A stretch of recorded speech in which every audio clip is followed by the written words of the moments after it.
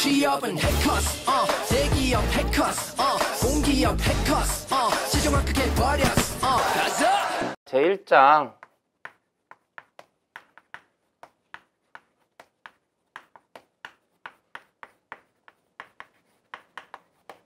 경영학의 기초 개념에 대해서부터 이야기를 좀 하게 되는 거고, 오리엔테이션 때 말씀드린 것처럼 크게 세 가지 이야기 드릴 거예요. 제1절에서 경영학과 경영의사결정이란 제목을 가지고 이야기할 거고, 제2절 가서 경영의 구성 요소와 원리, 제3절에서 경영학의 발전 과정에 대해서 정리를 좀 하게 된다라고 보시면 되고요. 제일 첫 번째, 경영학과 경영의사결정이라는 것에 대해서부터 이야기를 하게 되고, 역시나 그 안에 들어가면 두 가지 이야기하겠죠. 경영학이라는 것에 대해서 이야기하고 경영의사결정이라는 것에 대해서 이야기를 좀 하게 될 겁니다. 그러면 이제 경영학이 뭔지에 대한 개념을 잡아드릴 목적으로요, 한 가지만 여쭙겠습니다. 경영학은 뭘까요? 일반적으로 이 질문 드리면 많이들 당황하시긴 하시더라고요. 근데 사실 또 한편으로는 뭔가 머릿속에 막 떠오르는 건 있으신데 그걸 좀 정리하지 못하시는 느낌이 있긴 하거든요. 근데 이제 사실은 제가 이 질문을 던지는 이유는 뭐냐면, 그러니까 사실은 제가 이제 일반적으로 경영학을 강의할 때 가급적 이 질문을 던지면서 시작을 해요. 특히나 이제 경영학을 처음 하시는 분들한테는 꼭 던지면서 시작을 하는데, 그 이유가 뭐냐면 그 질문을 통해서 경영학이 뭐지? 라는 것도 한 번 정도 생각해 볼 수 있는 시간을 드리기 위한 목적이 있어요. 그 다음에 또 한 가지 이유는 뭐냐면요, 사실 그 질문은 저에게 생각보다 의미가 있는 질문이기는 해요. 무슨 얘기냐면, 저도 여러분들 같은 시절이 있었을 거잖아요. 그러니까 예전에 이제 저 대학 다닐 때를 좀 돌이켜 보면, 그러니까 이제 대학에 이제 경영학과 입학하고 나서 사실 제가 저 대학 다닐 때는 원래 좀 그런 느낌이 없지 않아 있긴 했었지만, 그렇게 막 학구적인 이런 분위기 아니에요. 그러니까 요즘은 워낙 취업이 많이 힘들다 보니까 요즘 이제 대학에서 강의라도 가다 보면 1학년 때부터 너무 열심히 공부들 하시더라고요. 근데 제가 대학 다닐 땐 그런 분위기는 아니었거든요. 어쨌든 그런 상황에서 이제 1학년 1학기 때는 사실 수업 공부했던 기억이 별로 없고요. 이제 1학년 2학기가 돼서, 그러니까 사실은 제가 이제 대학교 1학년 입학하고 나서 1학년 1학기를 돌이켜 보면요, 정말 수업에 들어가 본 기억이 없어요. 그러니까 어느 정도였냐면, 제 대학 동기들이 저에게 바라는 게 뭐였냐면 강의실에서 저를 보는 거였을 정도였으니까. 어쨌든 그렇게 1학년 1학기를 보냈고, 이제 1학년 2학기가 됐는데, 근데 또 제가 가지고 있는 몹쓸 습성 중에 한 가지가 뭐였냐면요, 수업은 그렇게 안 들어가면서 학교는 매일 갔어요. 그러니까 물론 이제 학교랑 집이 멀지 않았다는 이점도 있었고, 그다음에 왠지 학교 가면 재밌더라고요. 그래서 학교는 매일 갔지만 수업은 안 들어가고 이제 딴 데서 시간 보냈던 그런 케이스였는데, 그러다 나서 1학년 2학기가 됐어요. 1학년 2학기가 됐는데 지금도 기억나요. 그때 들어갔던 수업이 뭐였냐면 조직행동론이라는 수업이었어요. 그 조직행동론이라는 수업이었는데, 그 수업을 왜 들어갔냐면, 설마 제가 자진해 들어가진 않았겠죠. 학교에서 배회하다가 수업 시간 임박했는데, 저랑 아주 친한 대학 동기 녀석이 하나 있는데 그 녀석한테 납치를 당했어요. 그 녀석이 저를 수업에 끌고 들어가겠다고 저를 끌고 들어간 거였어요. 그래가지고 이제 어쩔 수 없이 이제 수업 시간에 딱 들어서 앉아 있었고, 이제 과목 교수님께서 들어오셔가지고 출석 체크 다 하고 나서, 이제 그때 학생들이 다 경영학과 학생들이었으니까 그 교수님께서 저희들한테 던졌던 질문이 바로 뭐였냐면, 경영학은 뭐니? 라는 질문이었어요. 그러니까 제 입장에서는 처음 수업이라는 걸 들어가서 받은 질문이니까 생각보다 이제 기억에 남아 있는 거긴 했었는데, 근데 이제 그 당시 기억을 떠올려 보면, 이제 교수님께서 경영학이 뭐니라고 물어보셨을 때 지금도 생각나요. 어떤 일이 벌어졌을 것 같으세요?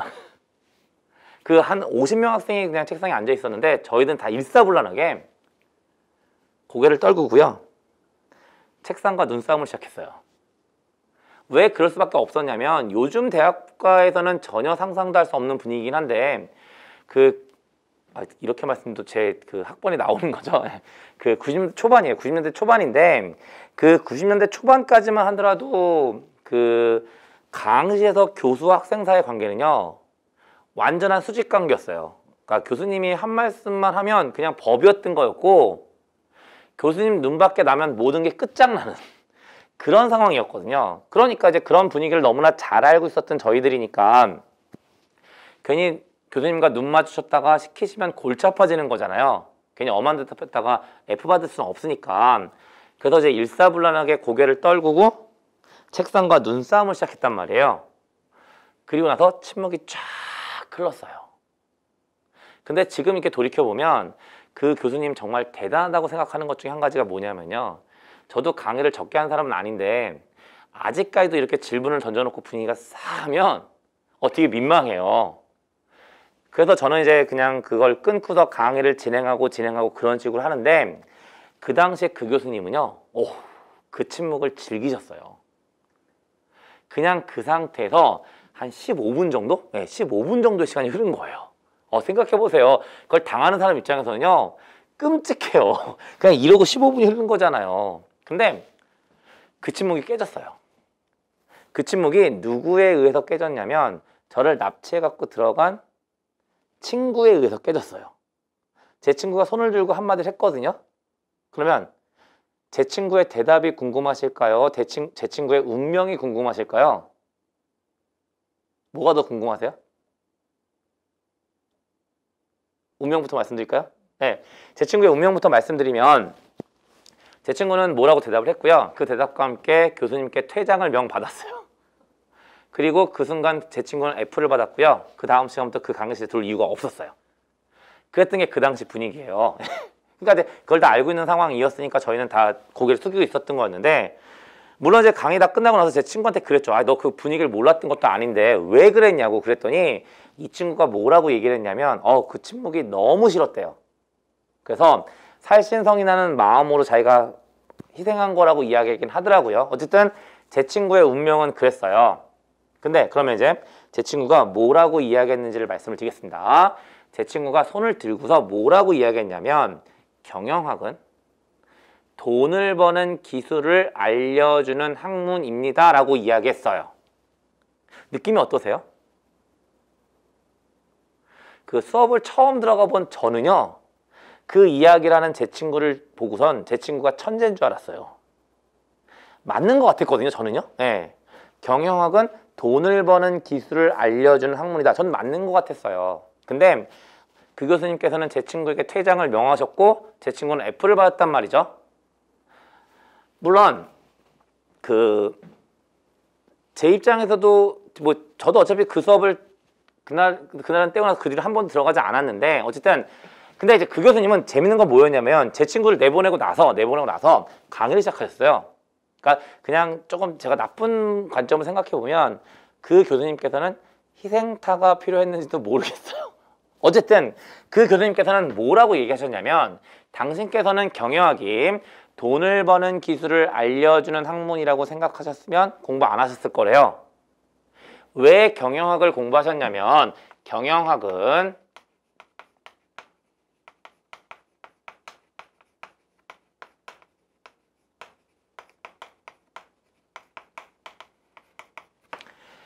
경영 현상을 이해하는 학문이라고 생각하셨기 때문에 경영학을 공부하셨다는 거예요. 근데 그 교수님께서 그 얘기를 하시는 순간 아직까지 제 머릿속에 또렷하게 남아있는 기억 하나가 있어요. 그 어떤 기억 하나가 남아있냐면 저도 그 당시는 아주 소심한 학생이어서 교수님이 그 이야기를 하는 순간 겉으로는 못했고요. 속으로 피식 웃어버렸던 기억이 있습니다. 그러면 저는 왜 웃었을까요? 경영학은 경영 현상을 이해하는 학문이다. 그냥 동어 반복의 의미밖에 없다고 생각을 했거든요. 그러니까 피식 웃어버린 거였고 역시나 저 역시 그 수업이 끝난 이후로 아까도 얘기했지만 그 수업을 들어가지 않았어요.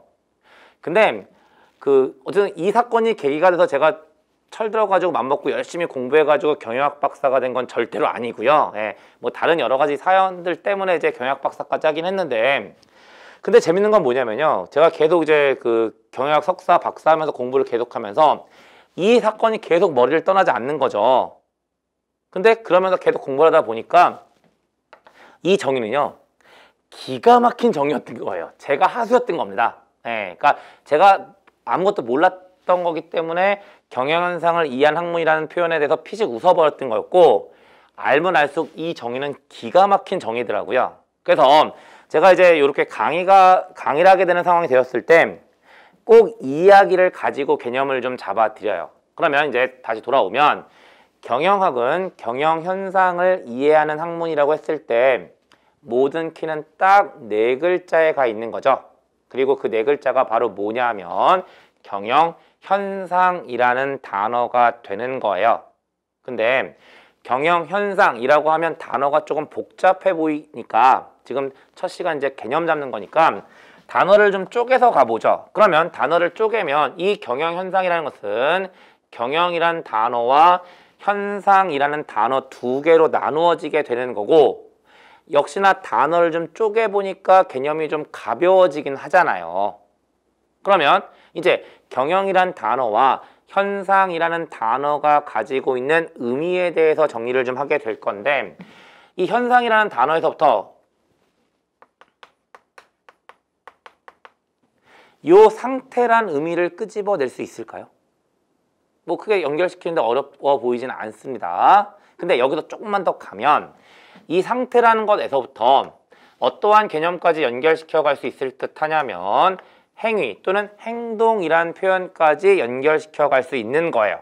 결국 현상이라는 것은 행동 또는 행위의 의미를 가지고 있다는 건데, 그러면 여러분들 눈앞에 어떤 행동 또는 행위가 있다면 그 행동이나 행위와 관련해서 궁금해지는 거 한 가지가 있으실까요? 저만 궁금한 걸로 하고요. 그 행위의 주체가 궁금해져야 될 듯 합니다. 근데 그 주체에 대한 대답을 어떤 단어가 해주고 있을 거냐면 요 경영이란 단어가 해주고 있을 듯 한데요. 뭐라고요? 기업이라고요. 결국 경영현상이라는 것은 기업의 행위를 의미하고, 결국 경영학은 기업의 행위를 이해하는 학문이라고 보시면 되는 거예요. 그러면 기업은 어떠한 행위를 할까요? 기업은 어떤 행위를 할까요? 뭐 다양한 행위들을 하겠죠. 그냥 몇 가지만 언급해 보면 제품을 만들기도 할 거고요. 제품을 팔기도 할 겁니다.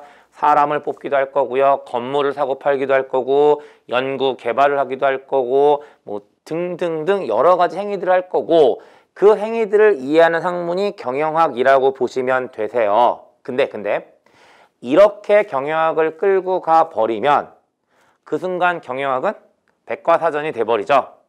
각 행위들을 하나씩 정리한다고 이야기를 하니까 당연히 백과사전이 돼 버리는 거고, 이렇게 백과사전이 돼 버리면 더 이상 학문으로서의 가치는 상실해 버려요. 그러니까 당연히 뭐가 필요했던 거냐면 그 다양한 기업의 행위들을 일반화시킬 수 있는 표현이 필요했을 겁니다. 그리고 그게 바로 뭐냐면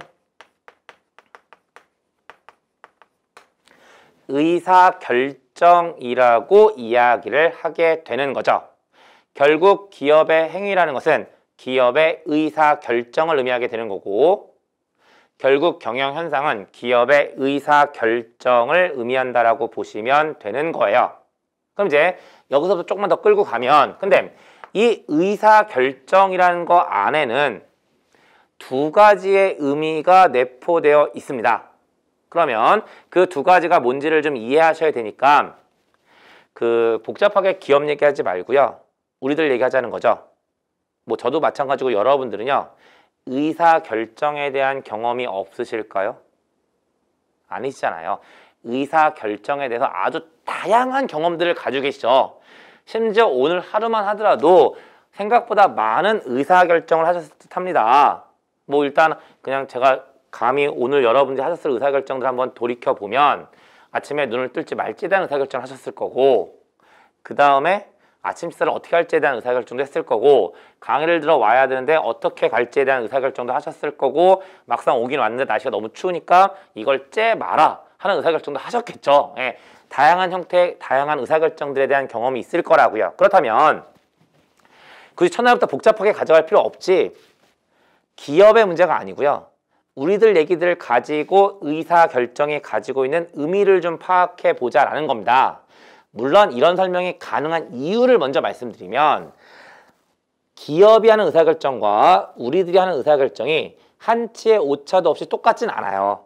하지만 본질에서는 차이가 없기 때문에 이러한 설명이 가능하다라고 보시면 되고요. 이 의사결정은 두 가지의 의미를 가지고 있다라고 말씀드렸어요. 그러면 역시나 경험적으로 가면 여러분들이 하셨던 의사결정에 대한 경험들을 떠올려 보시면 아무런 목적 없이 의사결정이라는 걸 해본 적이 있으실까요? 쉽지 않은 경험이죠. 그렇다면 결국 의사결정이라는 것에는 목적이라는 것이 포함되어 있다라고 보시면 되는 겁니다. 근데 하나가 더 있어요. 그러면 하나를 더 이해시켜 드릴 목적으로 한 가지만 더 말씀을 드리면 그러면 여러분들께서 하셨던 그러한 다양한 의사결정들 중에 숨을 쉴지 말지에 대한 의사결정을 해본 적이 있으실까요? 이건 쉽지 않은 의사결정이죠. 하지만 스마트폰을 어떤 브랜드를 구입할지에 대한 의사결정을 해본 적은 있으실 겁니다. 그러면 여러분들께서는 왜 숨을 쉴지 말지에 대한 의사결정은 하지 않으시면서 스마트폰을 어떤 브랜드를 구입할지에 대한 의사결정을 하시냐라는 거죠. 이걸 경영학적으로 바꿔서 이야기하면 숨을 쉰다라는 것은 공기라는 자원을 소비하는 행위가 돼요. 근데 여러분들께서는 그 공기란 자원을 얼마나 가지고 계실까요? 아주 많이 가지고 계실 겁니다. 근데 스마트폰을 구입하는 행위는 화폐라는 자원을 소비하는 행위를 의미하는 거고요. 우리들은 화폐라는 자원을 얼마나 가지고 있을까요? 이건 바램과 현실의 차이가 좀 크잖아요. 바램은 아주 많이 가지고 싶지만 현실은 일부만 가지고 있는 거잖아요.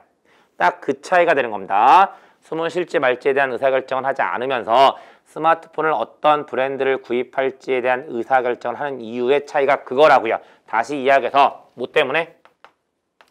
한정성이라는 것 때문에 의사결정은 발생하게 되는 거고 이걸 경영학의 문제로 바꾸면 기업은 한정된 자원을 가지고 있다는 거죠. 결국 의사결정이라는 것 안에는 목적이라는 것과 한정된 자원이라고 이야기하는 두 가지의 의미가 내포되어 있다는 거고요. 이걸 가지고 이제 내용을 정리하는 거죠. 그러면 상황적으로 기업은 달성해야 되는 목적을 가지고 있고요. 그 목적을 달성하기 위해서 한정된 자원을 가지고 있습니다. 그러면 이 한정된 자원을 어떻게 써 주어야 할까요? 잘 써야 되겠죠? 아니요. 가장 잘 써야 될 겁니다. 지금 의도적으로요. 잘 쓴다는 것과 가장 잘 쓴다는 것을 구분하고 있는 겁니다. 사실은 잘 쓰는 것도 맞아요. 잘 쓰는 것도 맞는데 사실 더 중요한 건 가장 잘 쓰는 거라는 의미를 더 강조하기 위한 목적이에요. 어쨌든 다시 한번 말씀드리면 기업은 기업의 목적을 달성하기 위해서 가지고 있는 한정된 자원을 가장 잘 써야 되는 거고 그게 바로 의사결정이자 경영현상이 된다라는 겁니다. 그럼 이제 칠판의 내용을 정리하면 결국 경영현상 또는 경영학이라는 것은 기업의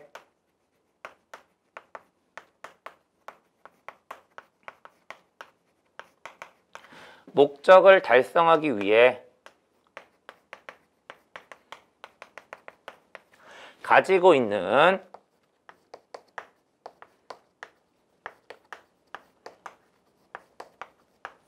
한정된 자원을 가장 잘 쓰는 거다라고 말씀을 드렸잖아요. 근데 제가 강의하면서 가지고 있는 몹쓸 습성 한 가지가 좀 있어요. 제가 뭐 계속 말씀드리지만 어쨌든 이해가 제일 중요하다고 말씀을 드렸기 때문에 제가 강의를 하면서 조금 없어 보이는 표현들을 좀 쓰긴 써요. 예. 근데 강의를 하면서 좀 저렴한 표현들을 쓰긴 쓰지만 그 표현을 절대로 칠판이나 교재다가 근거를 남기진 않습니다. 예, 왜냐면은 그 이해하실 때는 그냥 말로는 그렇게 이해하시면 되지만 문제를 풀 때는 정제된 표현들을 가지고 문제가 만들어질 거잖아요. 그래서 그 저렴한 표현들을 활자체로 보는 건 바람직하지 않으세요. 그래서 저는 이제 칠판에 판서하거나 교재를 만들 때 절대로 저렴한 표현을 남겨드리진 않습니다. 그러면 그걸 어떻게 이제 정제된 표현으로 바꾸어주냐라는 건데 한정된 자원을 가장 잘 쓴다니까요. 그리고 그걸 우리는 최적 배분이라고 이야기하는 거예요. 그래서 결론적으로 경영현상 또는 경영학이라는 것은 기업의 목적을 달성하기 위해 가지고 있는 한정된 자원의 최적 배분, 의사결정이라고 이야기를 하게 되는 거고, 그렇게 말씀드리면 일단 경영학에 대한 기본적인 개념은 잡아드렸는데 이걸 가지고 어떤 얘기를 끌고 가냐면요. 역시나 경영학의 기본적인 가정은 한정된 자원에서부터 출발한다는 거죠. 그러면 경영학에서 고려되고 있는 이 한정된 자원에는 어떠한 것들이 있냐는 거고 크게 네 가지가 된다는 거예요. 물론 아까 오리엔테이션 할 때 간단하게 언급하긴 했죠. 그러면 하나씩 말씀을 좀 드리면 기업은 어떠한 자원을 가지고 있냐면 인적 자원을 가지고 있을 거고, 그렇다면 당연히 이 인적 자원을 가장 잘 쓰는 방법에 대해서 고민을 좀 해 주어야 될 겁니다. 그리고 그러한 고민을 가지고 있는 분야가 인적 자원 관리라고 이야기하는 분야가 된다라고 보시면 되는 거고요. 그 다음에 두 번째, 기업은 원자재라는 자원을 가지고 있을 거예요. 그러면 이 원자재라는 자원을 가장 잘 쓰는 방법에 대해서도 고민을 좀 해 주어야 될 거고, 그걸 다루고 있는 분야가 생산 운영 관리라고 보시면 되는 겁니다. 그 다음에 세 번째, 기업은 상품이라는 자원을 가지고 있어요. 근데 이렇게 말씀을 드리면 덜컥하고 걸리시는 분들이 있을 텐데요. 어디가 걸렸을까요? 의도적으로 긁어부스럼 내고 있는 거고요. 지금 제가 상품이라는 자원이라고 표현했잖아요. 그러면 상품은 인풋일까요? 아웃풋일까요? 아마 아웃풋이라고 다들 생각하고 계실 거예요. 그 다음에 자원은 인풋일까요? 아웃풋일까요? 인풋이라고 생각하시는 거죠. 그러면 상품이라는 자원 말이 안 되는 거잖아요. 근데 저는 분명히 쓰고 있다는 거고요. 요걸 가지고 여러분들 뭘 파악해 놓으셔야 되냐면 경영학을 문제 푸실 때 가져가셔야 되는 가장 중요한 논리 하나가 생겨요. 이 경영학이라는 학문은 생각보다 절대적인 개념은 없어요. 바라보는 관점에서 이렇게 될 수도 있고 저렇게 될 수도 있다는 상대적인 개념을 가지고 있다는 생각을 분명히 해 놓으셔야 돼요. 그리고 그러다 보니까 이제 객관식 문제 푸실 때 어떠한 부분을 고려하셔야 되냐면 그냥 무조건 절대적으로 외워버리면 OX 형태로 문제가 풀어져 버리는 거잖아요. 그렇게 푸시면 안 돼요. 문제를 보게 되면 문제상으로 가장 옳지 않은 것은 또는 가장 옳은 것을 물어볼 거니까 그 4개 중에 또는 5개 중에 상대적으로 가장 옳은 게 어떤 거고 상대적으로 가장 옳지 않은 게 어떤 건지를 찾아야 되는 거지, 그냥 단순하게 문장 지문들을 보기들을 그냥 OX 형태로 끌고 가는 것은 조금 위험할 수 있어요. 그러니까 항상 객관식 문제를 푸실 때는 상대적으로 가장 옳은 것 또는 상대적으로 가장 옳지 않은 것들을 찾아가야 된다라고 말씀을 드리게 되는 거고, 경영학은 상대적 의미를 가지고 있다라는 거, 어떤 상대적인 개념을 가지고 있다라는 건데, 이렇게만 말씀드리면 극명하게 안 와닿으시니까 간단한 예를 가지고 이야기할게요. 무슨 얘기냐면 원자재가 있어요. 그러면 이 원자재가 인풋이란 사실에 대해서는 이견들이 없으시잖아요. 그러면 이 원자재란 인풋을 어디에 집어넣을 거냐면 생산이라는 프로세스에 집어넣을 거고요. 그 결과로 뭐가 만들어질 거냐면 제품이라는 아웃풋이 만들어지겠죠. 근데 기업은 제품을 만들고 나면 그걸로 끝날까요? 아니에요. 기업의 가장 기본적인 활동은 만들어 파는 겁니다. 그러면 당연히 뒤쪽에 어떠한 프로세스가 오게 될 거냐면 판매라는 프로세스가 오게 되겠죠. 그러면 지금 제품이라는 동일한 실체인데 생산이라는 프로세스 관점에서 보면 얘는 인풋일까요? 아웃풋일까요? 아웃풋의 의미를 가지고 있는 겁니다. 근데 똑같은 실체인데도 불구하고 판매라는 프로세스 관점에서 접근하면 인풋의 의미를 가지게 되는 거잖아요.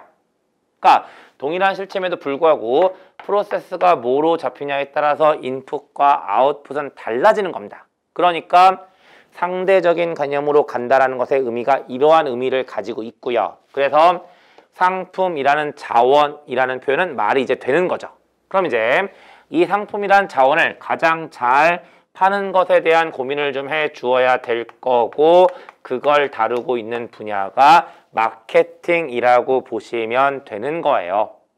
그 다음에 마지막으로 재무적 자원이라는 것이 있습니다. 물론 이 재무적 자원을 일반적으로는 뭐라고 이야기하냐면 자본이라고 이야기를 하게 되는 거고 이 자본들을 가지고 있다라는 거죠. 그러면 이 자본 또는 이제 없어 보이게 이야기하면 화폐가 될 텐데 이 화폐를 가장 잘 쓰는 방법에 대해서 고민을 좀 해 주어야 되는 거예요. 그리고 그 고민을 다루고 있는 분야가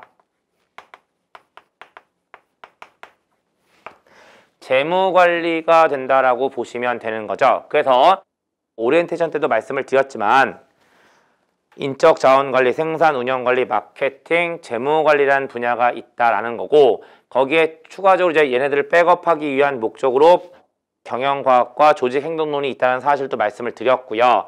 그 다음에 전체적으로 회계학과 경영정보 시스템이라는 것이 백업이 되고 있다는 사실도 말씀을 드렸어요. 그러면 이제 그랬을 때 이 네 가지가 본격적으로 어떠한 구조를 가지고 있는지에 대한 것들을 좀 간단하게 말씀을 드리고 그 목적상으로요.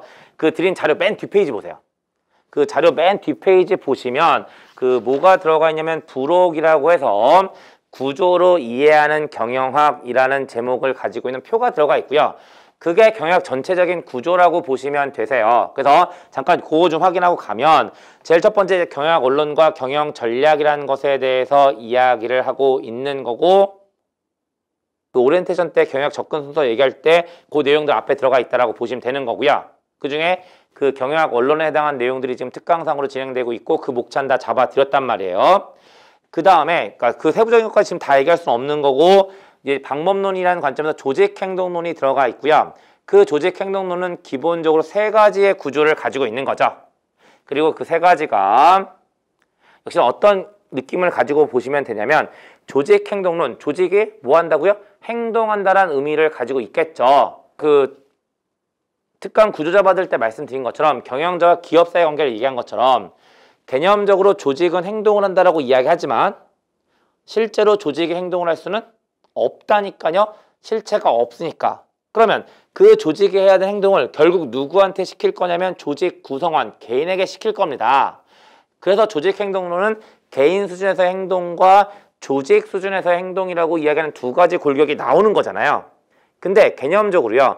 조직과 개인 사이에 해당하는 개념 하나가 있는 거예요. 그리고 그게 바로 뭐냐면 집단이라는 것이 되는 겁니다. 그래서 조직행동론이라는 것은 개인 수준에서의 행동, 집단 수준에서의 행동, 조직 수준에서의 행동이라는 구조를 가지고 있다라고 보시면 되는 거고 각 구조별로 어떠한 구체적인 내용이 들어가 있는지에 대해서는 지금은 얘기해도 뭐 소용이 없을 테니까 딱 그 구조만 잡아 드리는 거고요. 그 다음에 이쪽 안에 들어가 보시면 이제 인적 자원 관리는 어떠한 내용들을 다루고 있냐라는 건데 이쪽은 그냥 판서 좀 할게요. 그러면 이제 기업이 인적 자원을 관리하기 위해서는 일단 뭐가 있어야 될까요?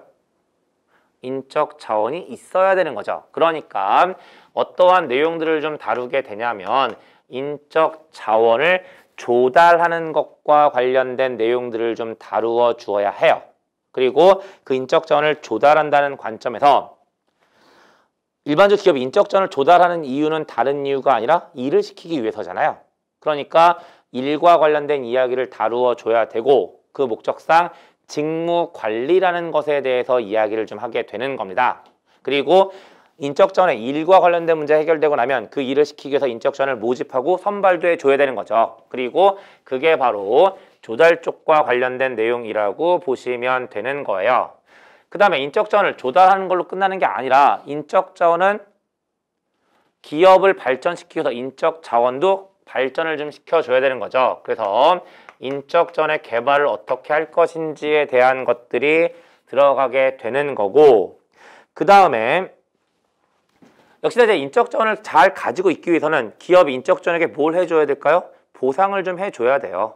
그리고 그 보상을 하기 위해서는 그 인적 자원이 가지고 있는 가치를 평가해 주어야 되고요. 그 결과를 가지고 보상도 해 주어야 되는 거죠. 근데 평가와 보상만이 인적 자원을 유지시키는 유일한 방법은 아닙니다. 그 외에 여러 가지 방법들이 있고요. 그래서 이제 인적 자원을 어떻게 유지해야 되는지에 대한 것들도 이야기가 되는 거고, 이렇게 하다 보면 역시나 어떤 일도 발생할 수밖에 없냐면 인적 자원이 조직 안에만 남아있는 게 아니라 떠나기도 하잖아요. 그러니까 방출 또는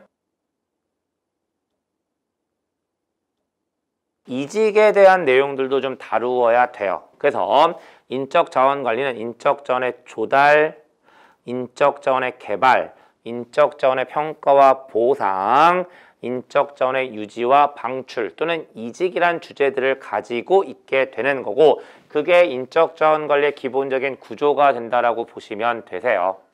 그 다음에 생산 운영 관리는 어떠한 구조를 가지고 있냐면, 일단 생산 운영 관리 이야기하기 위해선 제일 위에 생산 전략이라는 것에 대해서 이야기를 좀 해 주어야 됩니다. 그리고 그 전략이 형성되고 나면 그 전략을 구체화시켜주기 위한 수단이 필요합니다. 수단이 필요하고요.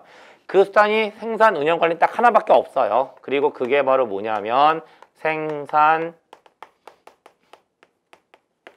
시스템이라고 이야기하는 거고요. 그냥 우리가 일반적으로 쓰는 표현대로 이야기하면 그냥 공장 같은 거라고 보시면 되세요.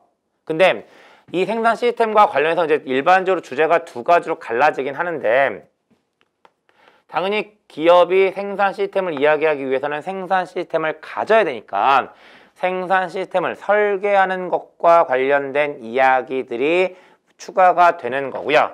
이렇게 설계돼서 생산 시스템을 가지게 되면 이제 그걸 운영하거나 통제하는 것과 관련된 주제들을 좀 다루어야 되는 거예요. 그래서 생산 운영 관련 생산 전략과 생산 시스템의 설계, 생산 시스템의 운영 및 통제와 관련된 내용들을 주제로 가져가게 된다는 겁니다. 그 다음에 마케팅과 관련된 내용이 되는 거고요. 이 마케팅도 역시나 이쪽하고 구조가 똑같아요. 전략과 수단의 의미를 가지고 있는 거고요. 그랬을 때 마케팅의 문제니까 이제 생산 전략이 아니라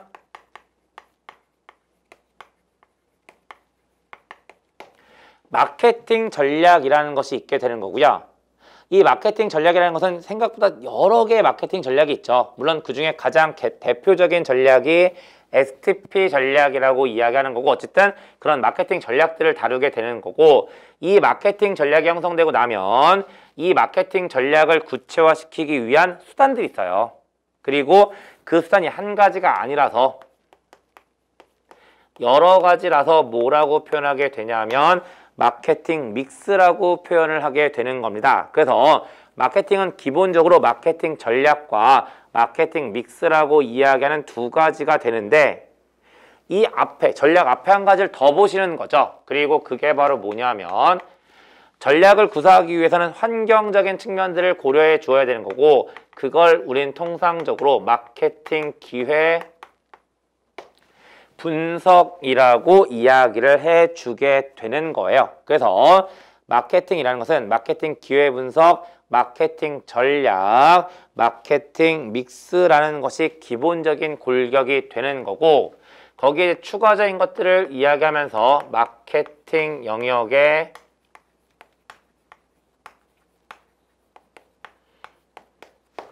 확장이라는 것을 가지고 구조를 잡게 되는 겁니다. 그리고 그게 바로 마케팅의 구조가 된다라고 보시면 되고요.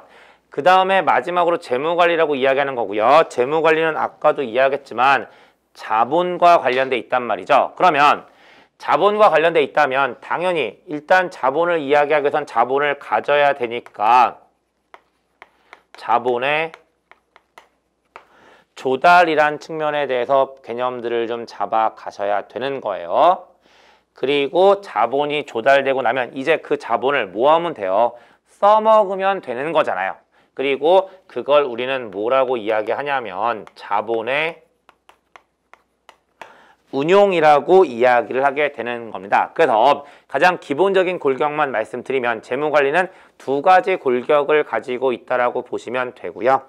그 두 가지가 자본의 조달과 자본의 운용이라고 하는 두 가지가 된다라고 보시면 되는 거예요. 그리고 그게 이제 전체적으로 4개 분야에 대한 구조가 된다라고 보시면 되는 거고, 지금은 처음 시작하시는 단계니까 그냥 시각적으로만 좀 익혀두시면 된다라고 보여지는 겁니다. 그리고 그렇게 말씀을 드리면 한정된 자원과 관련해서 4가지에 대한 이야기들을 끄집어내 드린 거고, 요 정도예요. 요 정도가 경영학이 뭔지에 대한 기본적인 개념들을 잡아 드린 거고요.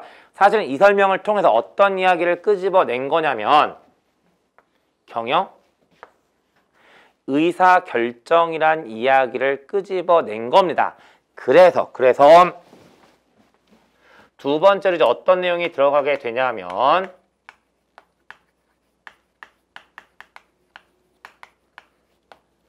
경영 의사결정이라는 이야기가 끄집어내지게 되는 거예요. 그러면 이제 어떤 얘기를 끄집어낸 거냐면 경영학과 경영의사결정은 동일한 용어라는 사실을 말씀드린 거고요. 단지 용어만 바꿔서 추가적인 이야기들을 끌고 가게 되는 거고, 크게 3가지 정도가 자료에 들어가 있다라고 보시면 되세요. 그리고 그 3가지 중에 첫 번째가 바로 뭐냐면 이 경영의사결정이 뭔지에 대한 의의적인 측면이 들어가 있습니다. 그리고 그 내용을 정리하게 되면 그 다음에 어떤 얘기를 드릴 거냐면 앞에서 계속 말씀을 드렸지만 개인이 수행하는 의사결정과 경영의사결정은 본질에서는 차이가 없다라고 말씀을 드렸잖아요. 근데 본질에서는 차이가 없겠지만 한치의 오차도 없이 똑같지는 않을 거라고 말씀을 드렸죠. 그러면 당연히 개인 의사결정과 구분되는 경영 의사결정의 특징들에 대해서는 좀 확인해 볼 필요성이 있을 듯 합니다. 그래서 자료상으로 두 번째 경영 의사결정의 특징에 대해서 언급을 하고 있는 거고요. 거기에 추가적으로 어떤 얘기를 얹어 드릴 거냐면 지금 자료상으로는 표로 들어가 있긴 한데 칠판상으로는 본문처럼 잡아 드릴 거예요. 그리고 그게 바로 뭐냐면 경영 의사결정의 유형이란 것에 대해서 이야기를 하게 될 거예요. 그래서 의, 특징, 유형에 대한 내용들 가지고 정리를 좀 하게 되는 거고요. 그럼 이제 경영 의사결정이 뭔지에 대한 의의적인 측면부터 말씀을 드리게 되는데, 아까부터 계속 이야기하지만 경영학과 경영 의사결정은 똑같은 거니까 기업의 목적을 달성하기 위해서 가지고 있는 한정된 자원의 최적 배분 의사결정이라고 이해하셔도 상관없으세요. 근데 제가 드린 자료상으로 조금 더 표현만 달리하고 있는 거죠. 그리고 그게 바로 뭐냐면 경영 의사결정이라는 것은 다수의 대안 중에서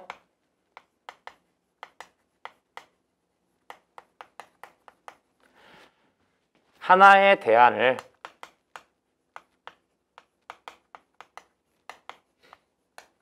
선택하는 과정이라고 이야기를 하고 있는 거예요.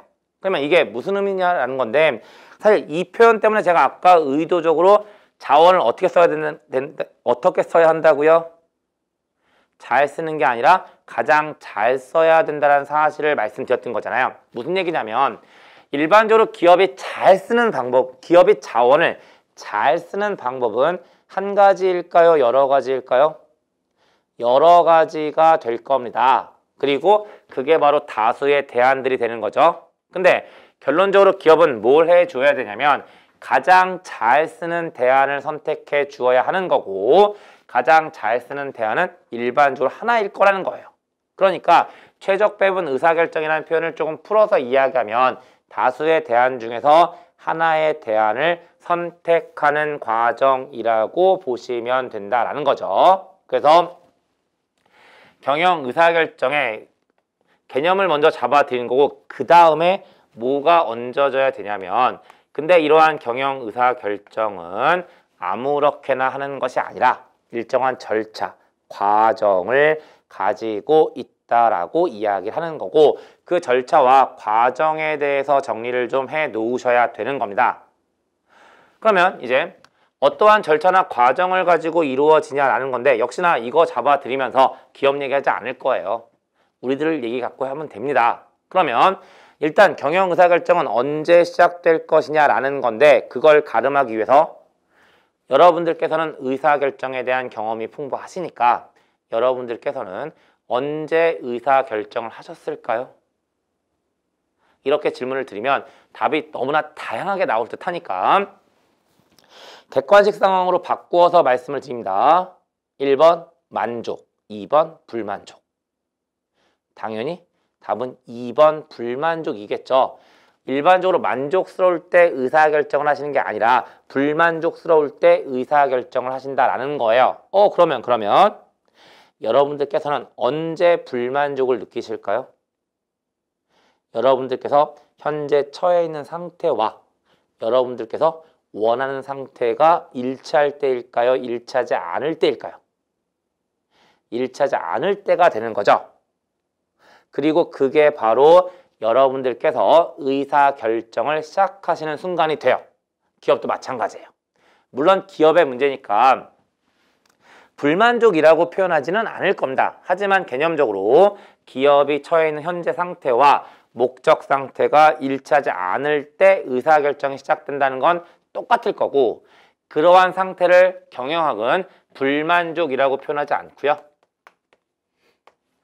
문제라고 표현을 하게 되는 거예요. 다시 말씀드리면 이 문제라는 것은 기업의 현재 상태와 도달하고자 하는 목적 상태가 일치하지 않는 상태가 된다는 거고 그렇게 문제가 인식되었을 때 경영 의사 결정은 시작이 되는 겁니다. 그러면 이제 그 다음에 어떠한 단계가 오게 되냐라는 건데 그거 역시나 개념을 잡아드릴 목적으로 우리들 사례 가지고 이야기하겠습니다. 그러면 여러분들께서 일상생활 하시다가요 갑자기 배에서 꼬르륵 하고 소리가 들렸어요.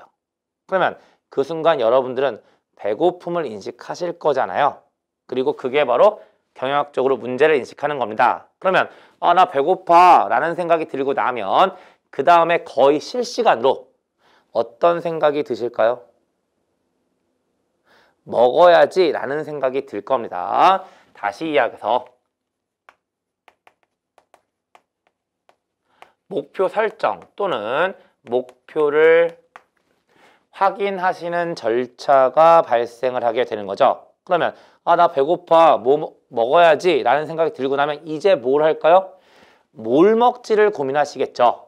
그리고 그게 바로 뭐가 되냐면 대안을 탐색하는 절차가 된다라고 보시면 되는 거예요. 그러면 대안을 뽑았을 때 어떤 대안을 뽑았냐면 역시나 그 최대 고민거리죠. 양념과 후라이드. 네. 그러면 양념과 후라이드라고 하는 두 개의 대안이 탐색되었다라고 가정하자고요. 물론 가정상으로요. 양념 반 후라이드 반은 없는 거예요. 그럼 이제 양념과 후라이드라는 두 가지 대안이 탐색되고 나면 그 다음에 뭐 할까요? 그 둘 다 먹으면 좋겠지만 두 개는 못 먹는 거니까 두 개를 뭐 해야 되냐면 비교해 주어야 하는 거죠. 대안을 평가해 주어야 하는 겁니다. 물론 의사결정자마다 그걸 평가하는 기준에는 차이가 있을 거예요. 하지만 분명히 평가한다는 거죠. 간단하게 말씀을 드리면 예를 들어 어떤 의사결정자가 화폐적 제약이 있는 경우라면 뭘 가지고 양념과 후라이드를 비교할 거고요. 양념이 얼마고 후라이드가 얼마인지를 가지고 비교를 할 겁니다. 그 다음에 뭐 제 인생에는 없는 단어긴 한데요. 혹시 다이어트를 생각하고 계시다면 양념의 칼로리가 얼마고 후라이드의 칼로리가 얼마인지를 비교하기도 하겠죠. 어쨌든 그러한 다양한 기준들을 가지고 대안을 평가한 후에 이제 뭐 할까요? 그 대안들 중에 하나를 선택하게 되는 거고 이 선택이 바로 의사결정이라고 보시면 되는 거죠. 그러면 지금 우리가 일상생활에서 할 수 있는 의사결정을 가지고 개념들을 잡아드렸는데 그리고 그거 가지고 칠판에 판서를 해드렸는데요. 이 내용과 자료상의 내용의 차이는 없어요. 그러니까 그냥 우리들 일상적인 경험들 가지고 경영 의사결정의 과정들은 이해를 해 놓으시면 되는 거고 다시 한번 말씀드립니다. 문제를 인식할 거고요. 목표를 정할 겁니다. 정보를 대안을 탐색해서 평가한 후에 하나를 골라내는 순서를 가지게 된다라고 보시면 되는 거예요. 근데 여기서 한 가지 용어적인 문제 하나만 좀 입혀드리는데 지금 경영 의사결정은 문제가 인식되었을 때 시작된다라고 말씀을 드렸고 이렇게 의사결정이 다 끝나게 되면 이제 이 문제는 사라질 겁니다. 그리고 우리는 문제가 사라지는 것을 문제 해결이라고 이야기를 하는 거잖아요. 그래서 경영학적으로 이 경영 의사결정은 뭐와 동의어가 되냐면 problem solving, 문제 해결과 동의어가 돼요. 그래서 혹시 문제상으로 경영 의사결정이라는 표현이 아니라 문제 해결이라는 표현이 등장하면 동일한 의미로 파악하셔도 무방한 상황이라고 보시면 되세요. 그리고 그렇게 말씀드리면 경영 의사결정의 의의적인 측면에 대한 이야기가 다 된 거고 거기에 두 번째로 뭐가 들어가 있냐면요.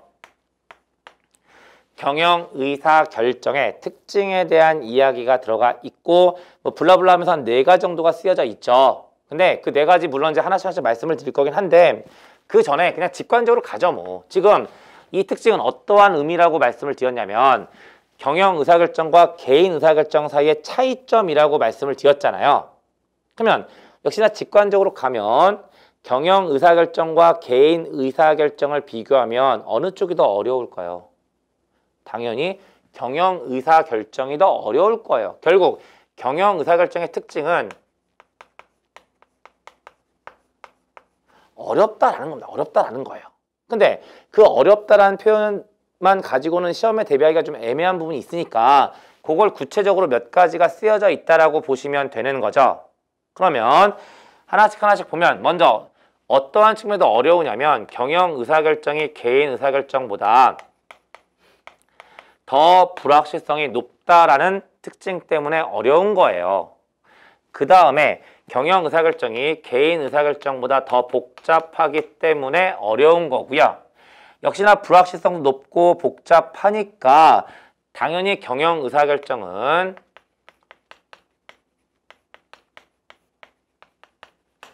다양한 기준이 활용되기 때문에 어려운 거예요.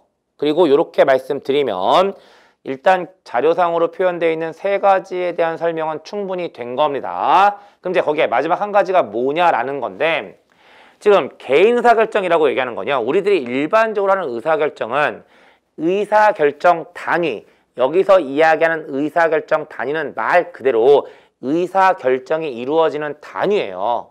그러면 우리들이 수행하는 의사결정은 일반적으로 의사결정 단위가 개인일까요? 집단일까요?